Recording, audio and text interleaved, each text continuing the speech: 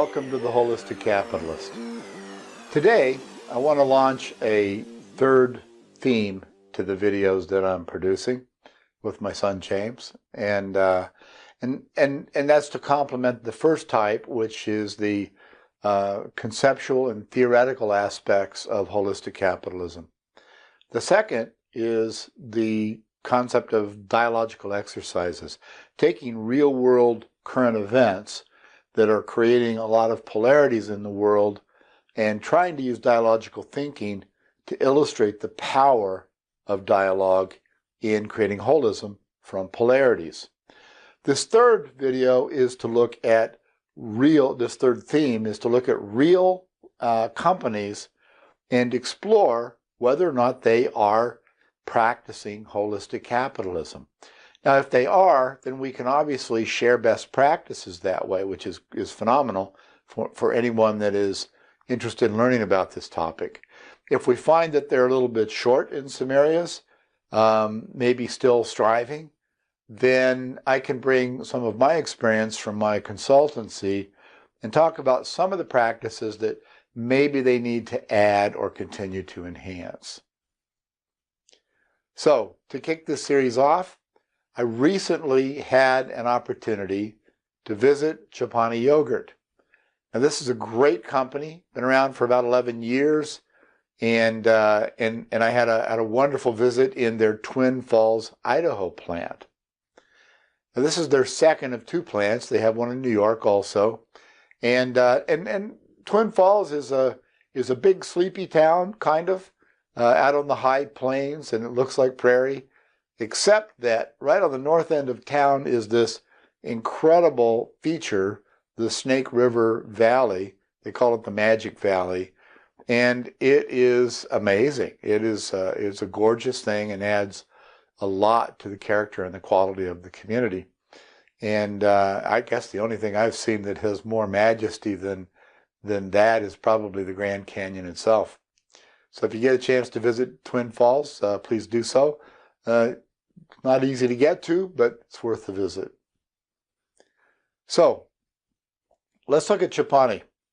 Is it, in fact, a holistic capitalist? That'll be our question. Let me first give you a little bit of background. The company was founded by Hamdi Ulukaya, and I've probably butchered that because I don't speak Turkish, but he is the founder and the CEO. As I mentioned just now, he is from Turkey, where he lived as a boy through young adulthood in a family business making feta goat cheese, and it was part of a tradition for that family that they spend part of the year out herding the goats. That's the way you started in the business, so that you had a real grassroots feel. Grassroots pastor. Okay, bad joke.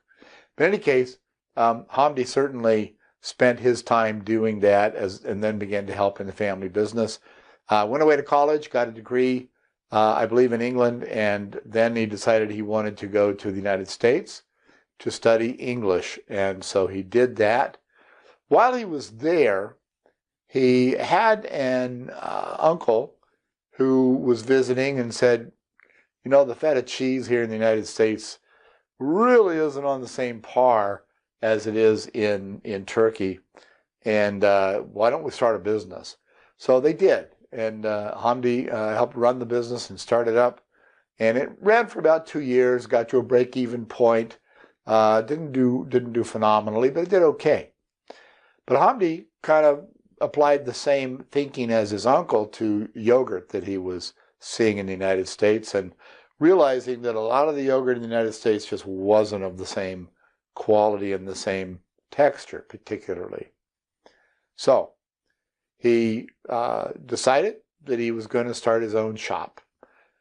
What he did was see in about 1905, he saw one of these industrial sheets showing industrial properties for sale, and Kraft Foods had just shut down a plant in New York, and that was his opportunity. So he purchased the plant. And then he went out to Wisconsin and bought the one thing the plant didn't have, which was a milk strainer, in order to produce the kind of yogurt he was used to which we've all now come to call Greek yogurt. In late 2012, the company had grown phenomenally and started its second plant in Twin Falls, Idaho, the one that I visited. So Chobani just grew immensely over that period of time, and really there wasn't the craze for Greek yogurt that there is now. Chobani was the first mover in the market that brought that whole idea, and you can taste all the different brands. All I can tell you is Hamdi was a fanatic at his product quality, and the texture is something he worked on very hard, and it's pretty good. The other thing I want to mention about Hamdi that's important to assessing the holistic capitalist level of Chobani is that he's contributed most of his personal wealth to humanitarian causes. And he's made a lot of money as the owner of Chobani. Some of his causes, favorite is the refugee relief program, or the piano program, getting pianos to underprivileged children in New York. So he's very, very involved and very much an activist in that way. He also became a member of the Giving Pledge. Now that's a pretty exclusive club of billionaires who are committed to give away at least half of their wealth to charities. It was the one started by Bill Gates and Warren Buffett, if you recall. And Hamdi is not only a member of that, but frankly has exceeded that 50% goal.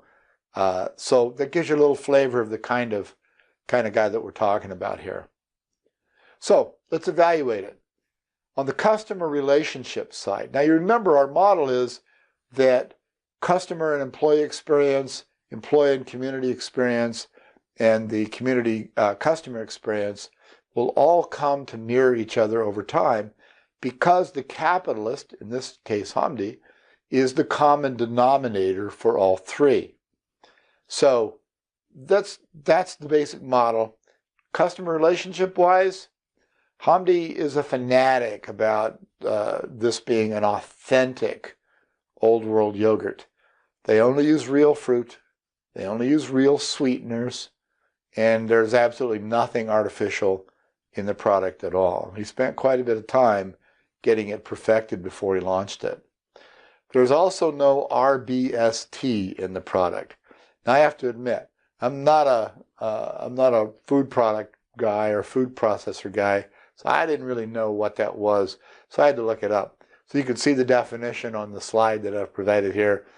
Basically, it's some kind of a hormone or artificial stimulant to encourage greater milk production in cows, and they just don't use that at Chobani. They're also very committed to using non-GMO ingredients, non-genetically modified, and they're very serious about that as well. I can't relate to that so much. I kind of remember learning about cauliflower being 1,000 years old. You couldn't even eat it, and through good practices of husbandry, they were able to modify it genetically over many, many years, of course, and it's a way better thing to eat now. But in any case, doesn't matter what I think. What matters is the customer base at Chobani, they believe in that, and they don't want the GMO in there, and Hamdi is not going to have that in his product. He's very, very sort of fanatical and a purist about this. He also believes in the humane treatment of cows as an actual supplier standard. They will rate their suppliers based on the environment that the cows have to live in. That may seem a little bit amusing, but to a lot of Hamdi's customers, he really believes in that. And hey, I've got good friends who really love cows, and so I could never cross them on that. Cows are great. In fact, what Hamdi ended up saying, and I think he probably learned this from the experience running goats through the pastures as a boy, but the humane treatment of animals is an ethical and a moral imperative for Chobani. And so he believes in that very, very deeply. I'm sure the cows like it, but there's also a lot of customers who like that as well. We mentioned the authentic old world straining method, and that is a real thing. If you haven't had Greek yogurt, you should try it, particularly the texture that Chobani's achieved. They also started an interactive online nutrition center, which advocates this kind of product and maintains that standard for their products. And it also has a lot of great recipes and innovative ideas about how to use the product, because after all, it's yogurt. So you have to get people thinking of ways to use the product, more like probably they did back in his home. And so you put all these pieces together and you've created an incredible brand which really has changed the industry.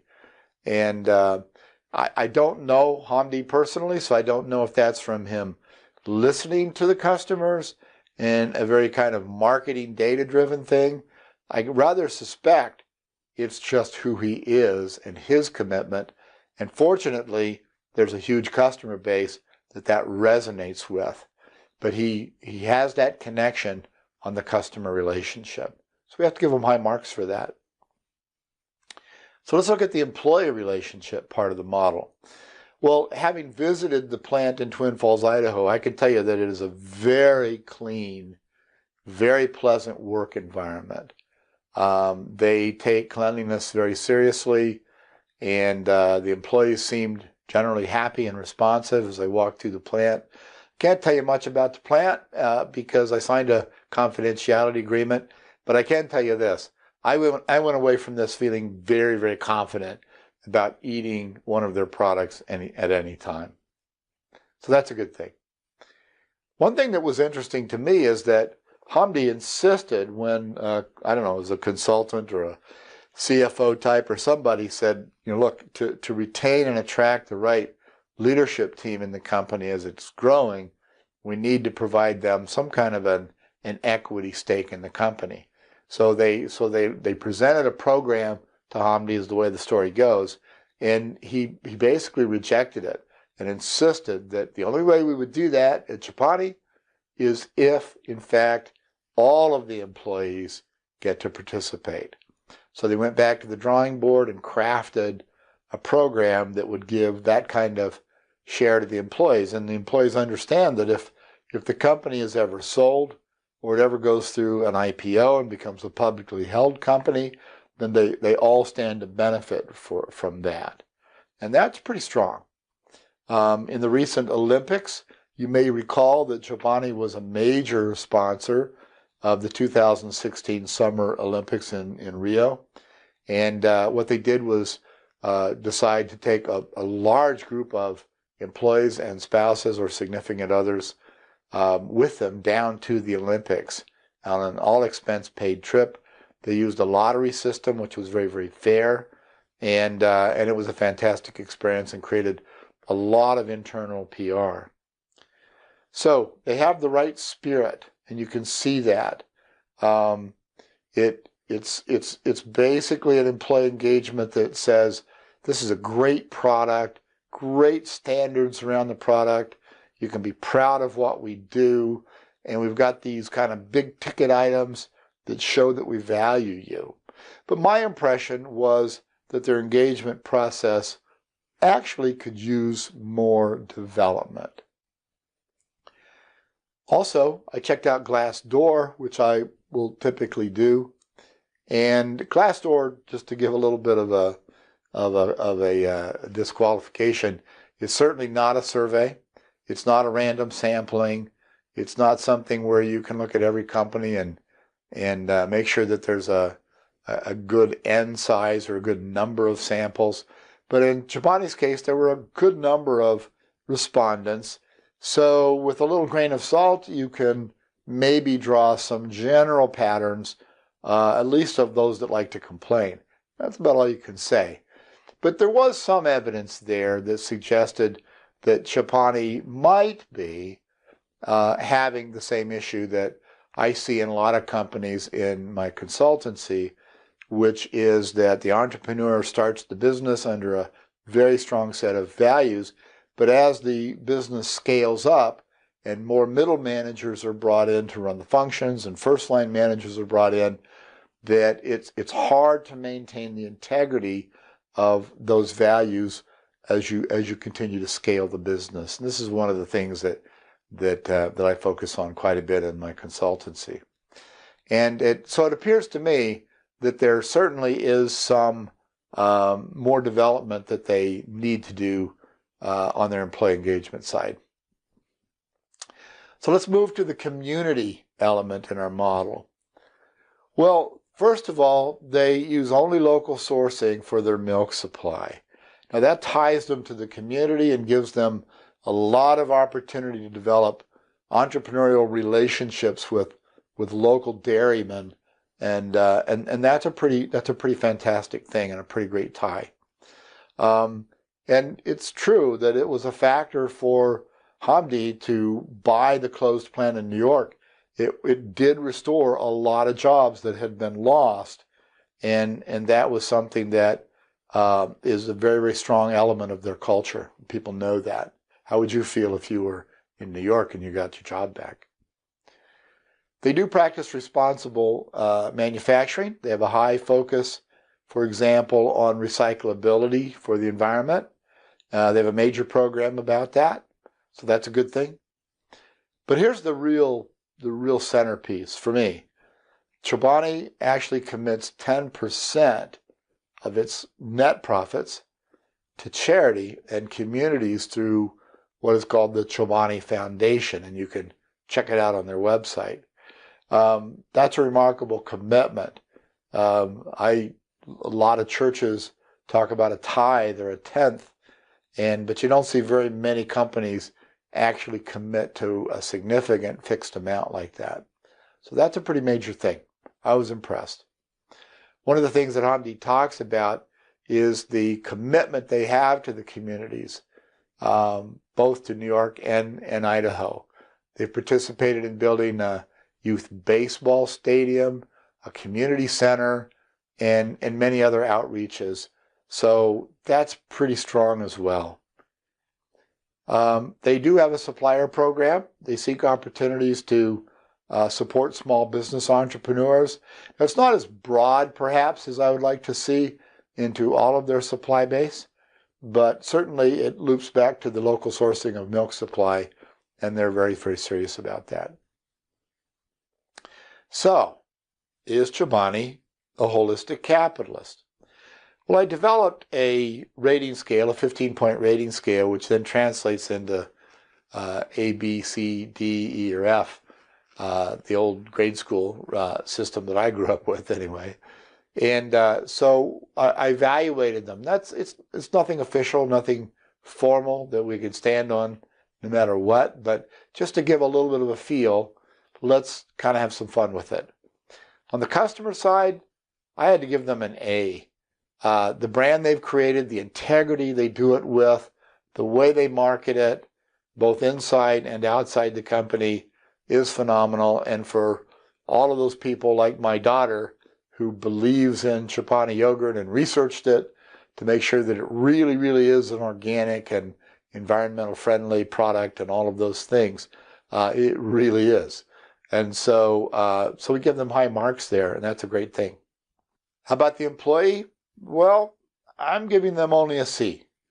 Despite the fact that there are some fantastic big ticket items that they feature that are fantastic for employees, and they have a great purpose and a great mission and great goals, and they do talk about that with employees when they recruit and when they talk to their employees on a regular basis. So there's a lot of good things, but as an OD consultant, I know that it's the day-to-day engagement in the actual work, in the actual process, the actual metrics that matters the most. And as I said, I think they need some development there. The community piece, you could imagine some ways that they could be stronger. You could imagine some global companies that have maybe done quite a bit more and a lot more sophisticated things on the community side. But in terms of a company with 2 locations that has done a great job of tying into their local community, got to give them an A. They've done a great job with that. So, what is the overall score? Big drum roll. Well, I give them a B+, which is pretty strong. But let's point out something very interesting in terms of our model. Because we believe that things like the customer experience and the employee experience will come to mirror each other over time, we have to look at that difference, the differential between the customer and the employee rating, and ask ourselves, over time, will the commitment to the customer and the community help them find a way to develop the employee engagement to a higher level, or will the employee engagement level start to pull the community and customer attachment and engagement down? Well, I don't have any reason to be negative, so my hope is, my expectation is, they'll get to that employee piece next in the history of the company and start to find very, very innovative practices there as well. So, just very briefly, what are some ways they could address the employee engagement piece and strengthen its development?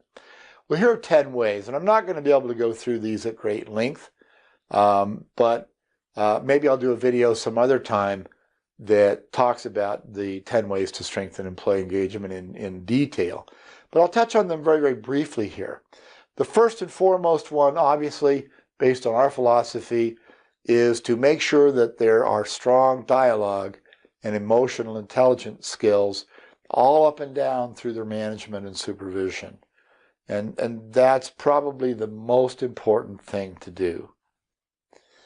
The other thing is to make sure that management evaluations treat results and values equally. Very, very important to do that. That managers know they can lose their job as much from not following the values as they can for not producing results. Make sure that employee services are top-notch. So we're talking about basic things: payroll, benefit administration. We're talking about leave of absence administration, and making sure that those things are done very, very well and very timely. Big deal for people. And making sure that scheduling of overtime and things like that are done with as much advance notice as possible. That's important. Fair and valid policies. There do have to be policies, just like there has to be a rule of law in our country. And so, but it matters a lot if the employees go around saying, yeah, when that was done, that was fair. I can see why that was done. Social interaction opportunities is kind of an old-fashioned idea, the company picnic, the Christmas party, but it still matters to employees. Employees are still social human beings, as we all are, and the ability to build real relationships with each other and with staff and management and see each other as human beings is important. Total awareness of performance metrics. Now we start to get to the real engagement stuff. Whether it's overall metrics or natural work groups, if at all possible, employees need to be constantly aware of this. And frankly, I'll tell you one of the tricks as an OD consultant, if you ever let me walk through your plant, is I'm going to look for these metrics to be in the areas, and then I'm going to ask if the employees are actually putting the data on those boards themselves. So important. So managers look strategically outward, and they define the major priorities to keep the business viable and growing and strong. And that I define as the what. What is it we need to do? What are our priorities? What are we focused on?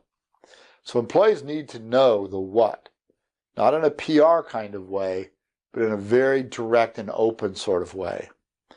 And then you need to give employees input on how the what is actually achieved. particularly in their own area or in their area of expertise for staff. That's imperative. 9 is the ability for employees to escalate issues. If they are going to be committed to the goals and the metrics, they have to have ways of addressing problems that they can't solve on their own or between them and their supervisor. They need to be able to escalate these things up and to do it very quickly. 10, it probably needs an engagement structure. I'm not going to go into this very deeply because this is a big topic. But if you think about things like self-managed teams, believe me, it's not just the formation of the teams and doing that well. It is an entire organization design that has to happen, or the self-managed team movement will probably fail. And this is something I learned as an OD consultant many years ago. It's a whole system intervention to do this, but that's also what gives it the staying power and keeps it from failing, as so many social and culture change efforts do. Another example is a lean Tier 4 system. Again, can't go into these very well now, but they all involve employees understanding and charting their own metrics, having a way to communicate what's going on in the business up and down, and escalate things up and down every week, if not every day. So there you have it. Chobani Yogurt, a pretty good company, a lot of good things to learn from, and I look forward to continuing this series with other real life examples in the future. Thanks for listening.